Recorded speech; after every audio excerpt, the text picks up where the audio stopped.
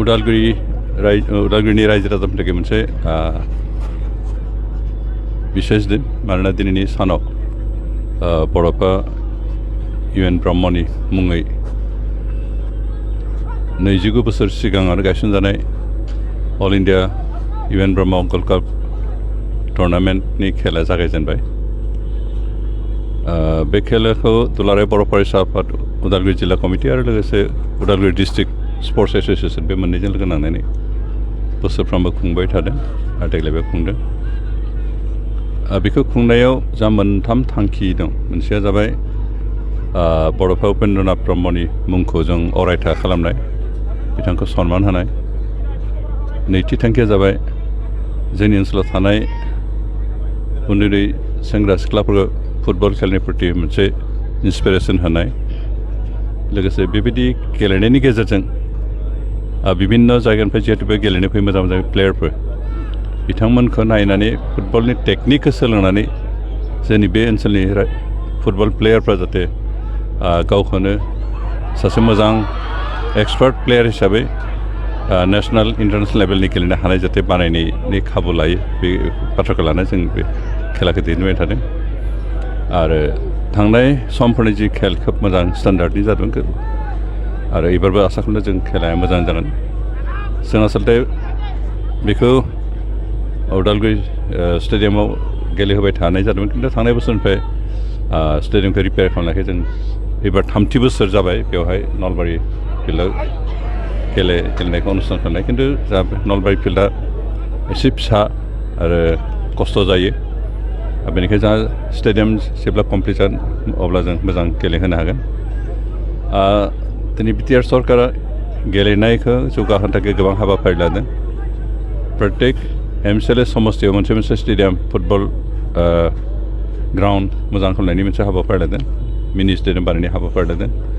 दिनै Udalguri district stadium मोनसे जागोन, फुटबल एकाडेमि मोनसे जागोन, लोगोसे जोंहा क्रिकेट स्टेडियाम आरो इनडोर स्टेडियामबो जागोन। आरो बेफोरबायदिखौ गायसननायनि गेजेरजों जों गेलेनायनि जिथु इनफ्रास्ट्राक्चार बेखौ गायसननानै बिटिआर ओनसोलाव मोनसे बेखौ स्पेसियेलि फुटबल खेलनि हाब हिसाबै प्रडिउसार थारमाने फुटबल गेलेगिरि दिहुननायनि मोनसे सेन्टार हिसाबै जों नोजोर होनानै खामानिखौ मावनो ओंखारदों। आसा खालामदों बेयो साक्सेस जाफुंगोन। इतिमध्य जोंनि बिटिआर ओनसोलनिफ्रायनो नेसनेल लेभेलनि गोबां टिमफ्राव प्लेयारफोर दङ। आरो एबार जोंहा इन्डिया पाकिस्तान जिथु फुटबल गेलेनाय जादोंमोन बेवहाय बर' गथ'आबो गेलेनो मोनदों आरो मोजां गेलेनानै फैदों। जों आसा खालामदों बेबायदि दाब दाब जायगायाव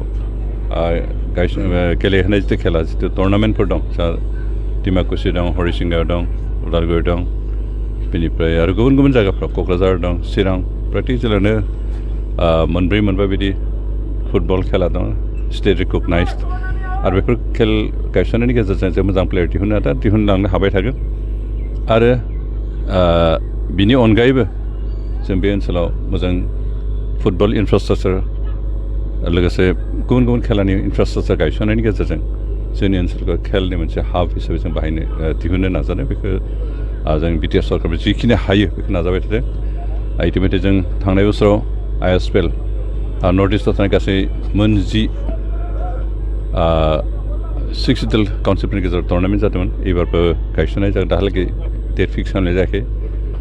बावैसो जों दुरान काप एसिया लेभेलनि फुटबल खेला जों अनुस्थित खालामबाय। आरो थांनाय बोसोराव जों सन्तोष ट्रफिनि मोनसे खेला गेलेदों। आरो जोंनि गेलेग्राफ्रा नेसनेल लेभेलनि फ्राय क्लाबफ्रावनो दङ, गेलेनायनि मोनसे खाबु मोन्दों।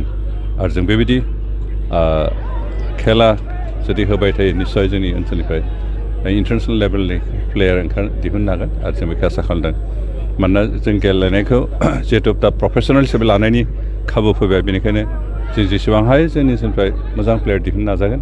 आरो बेफोरखौ थुलुंगा होनो थाखायनो जोंनि बे UN ब्रह्म खेलानो जा, बालिराम बर'नि खेलानो जा, बा डिमाकुसियाव खुंनाय मार्टियास फुटबल ट्रफियानो जा, बेबायदिखौ गासैबो खुंगासिनो दं आरो बेखौ खुंलांबाय थागोन। आसा खालामदों बेफोरबायदि खेला गेलेहोनायनि गेजेरजों जोंनि ओनसोलाव गोबां मोजां प्लेयार ओंखारगोन आरो रायजोफ्राबो खेला धुलायाव बेस्थ' थानानै जोंनि ओनसोलाव गोजोन थासारिनि मोनसे बारहावा मोनगोन। 12 टिमा बाहागो लागोन। बेनि जोंनि आसामनि बाहेरनि 3 टिम फैगोन। आरो आसामनिफ्रायनो बे स्टेट लेभेलाव गेलेग्रा टीम मोनसे फैगोन बाखि लकेल जोंनि बिटिआर ओनसोलनि टीम फैगोन जोंहा बेयाव 12 टीमा गेलेगोन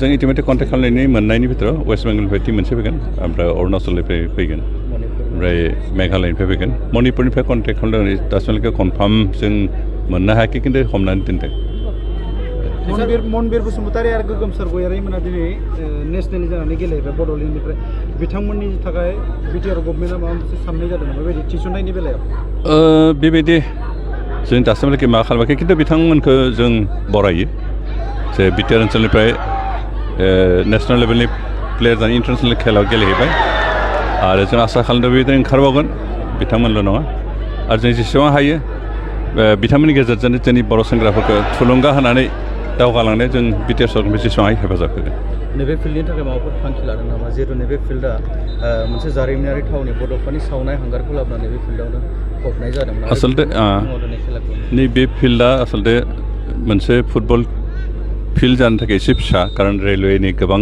हा हाबनानै दं बेयाव दा रेलवेआ गावसोर दखल खालामबाय बे फिल्डनि थाखाय उपजुक्त जाहैनो बेनिखायनो ओरैनो थेवबो फिसा फिला खेला गेलेहोनायनि बेब'स्थाखौ जों खालामदों बेखौ खालामगोन खिन्थु बेखौ स्टेडियाम खालामनायनि माबाया एसे असुबिदा दं खारन प्राय खोला साइडनि नङाबाबो 20-25 फुटसो हा बे फिल्डनि हाया रेलवेनिसो दा बिथांमोना नांगौ होननानै माबा खालामबानो एसे दिगदार जागोन बेनिखायनो जोंहा बेखौ थिग जखानि फिल्ड नङाबाथ' जों बेखौबो जास्ट फुटबल टार्फ हिसाबै फुटबल मोजां ग्राउन्ड हिसाबै जों बानायनो सानदोंमोन बेबायदि असुबिदाखौ जों बानायनो हायाखै दुर्गा फुजानि धामाका दखना डिजाइन दखना फालांगिरि खालामग्रा बिथांमोननि थाखाय अदालगुरि सहरनि रयेल बड' फेशन हाबा लानानै फैदों फुजानि गोदान डिजाइननि दखना गेमस्रि गाननाय दखना मिथि गाननाय दखना थाइलेण्ड दखनानि धामाका दखनानि डिजाइन दखना फालांगिरिफोरनि थाखाय अदालगुरि रयेल बड' दखना गलायाव मोननो हागोन नोंथांमोना गेमस्रि गाननाय दखना मिथि गाननाय दखना सिखिरि दखना आर'नाइ दखना आरो थाइलेण्ड दखनाखौ हलसेल रेटआव बर'नि हारिमुआरि गाननाय जोमनायफोरखौ दखना फालांगिरिफोरनि थाखाय बयनिख्रुइबो खमसिन बेसेनाव मोननो हागोन अदालगुरिनि रयेल बड' फेशन हाबाव बायदि रोखोमनि दखना